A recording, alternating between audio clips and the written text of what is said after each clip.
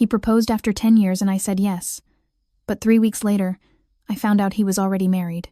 And the worst part? I wasn't even surprised. I should have been. I should have screamed, cried, collapsed, something. But when the truth hit me, it didn't feel like a bomb. It felt like confirmation.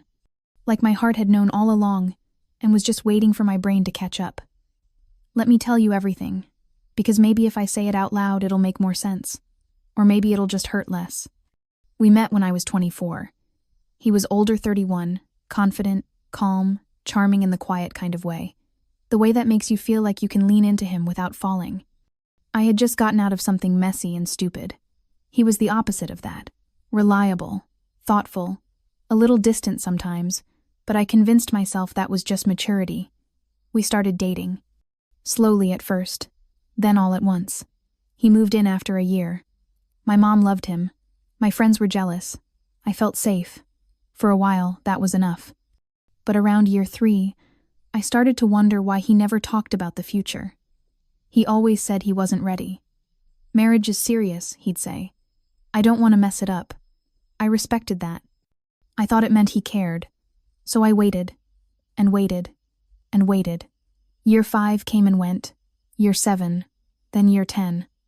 10 whole years of vacations, shared bills, family holidays, inside jokes, and Sunday coffee runs. We weren't just dating anymore, we were a life, a routine, a home. But we still weren't engaged, and slowly I stopped asking. I told myself I didn't need a ring to feel chosen, but I was lying. I wanted to be chosen out loud, in front of people, legally. Officially, I just didn't want to beg for it. Then one Tuesday night, out of nowhere, it happened. We had just finished dinner. Nothing fancy, just leftovers and wine. I was in leggings and an old college sweatshirt, scrolling through my phone when he said my name. I looked up, and he was kneeling on the carpet, holding a box. 10 years is long enough, he said. Will you marry me?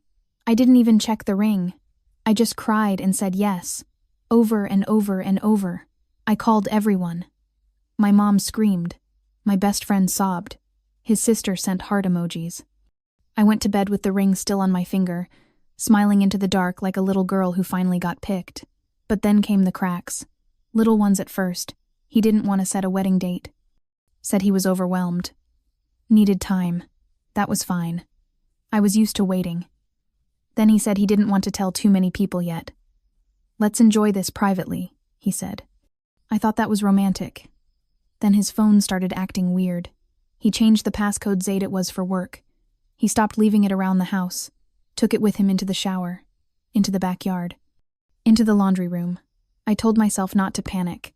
We'd been together 10 years. I had no reason to doubt him. But deep down, something in me started to twist. And that's when I started remembering all the things I had buried. All the business trips that didn't make sense. All the times he said he was with his brother but his location didn't match. All the weekends he said he needed to clear his head alone. The truth wasn't new. I think I just finally let myself see it. Then, one night, about 3 weeks after the proposal, I heard his phone ping in the kitchen while he was in the shower. It was face up. No lock screen. One message. Just one. But it opened a door I couldn't close. It said, "Does she know you're still married?" That was it. No name. No emojis. Just words. Plain. Sharp. Brutal. I stared at the message for 10 whole seconds, heart pounding so loud I couldn't hear anything else. And then, without thinking, I opened the conversation. The message opened to a full thread weeks of conversations. Her name was Amanda. And the first thing I saw wasn't a threat or a fight. It was a photo of him, sitting at a dinner table, with a woman beside him, her hand on his. Her face was soft, familiar even. She looked warm, happy, and there was a child, maybe 5 or 6, sitting next to them.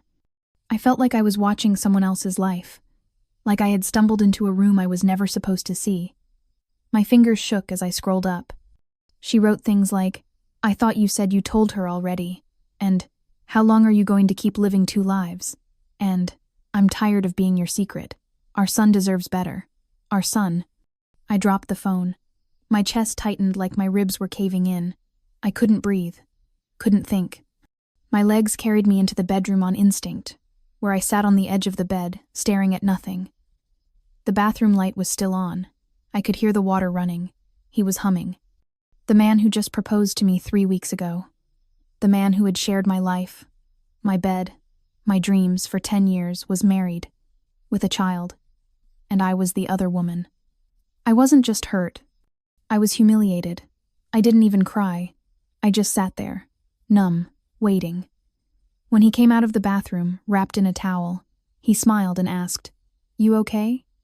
I looked at him for a long time. Then I said quietly, "Who's Amanda?" His face didn't fall. It didn't twitch. He just froze, for maybe 2 seconds. Then his eyes dropped and he whispered, "You weren't supposed to find out like this." I laughed. It wasn't funny, but I laughed in of those broken, sharp laughs that sounds more like pain than joy. "There was a plan?" I asked. "You were going to tell me…" "When? After the wedding? On our anniversary? When I got pregnant?" He sat down across from me. No excuses. No yelling. Just silence. And then the truth. He had married Amanda 7 years before we met. They were separated when we first started dating. He said it was temporary, that they didn't even speak anymore. Then she got pregnant, and he said he panicked. He didn't want to go back to her, but he couldn't leave the child either. So he stayed legally married, told Amanda he'd come back eventually, and then kept both lives going, for a decade. "You were never supposed to get hurt," he said. "I love you. I always have. I didn't know how to fix it." I stared at him. No tears.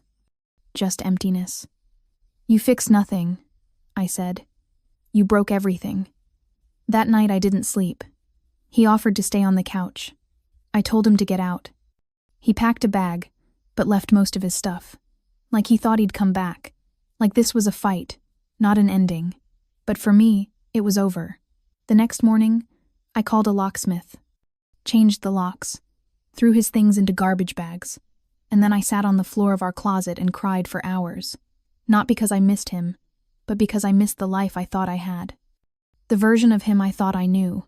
The future I'd planned with someone who didn't exist. Over the next few days, more truth came out. I reached out to Amanda. I don't know why, maybe I needed to hear it from her. She was kind, tired, angry, but not at me. She told me they were never truly separated. He had lied to her too. Said I was a coworker, a friend, that he stayed with me during work trips.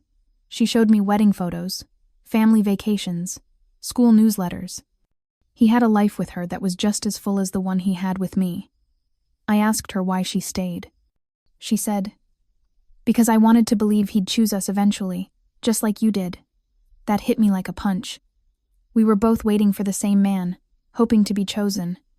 And he never chose either of us. He chose convenience, cowardice, comfort, and somehow made us both feel like the problem. I wanted revenge.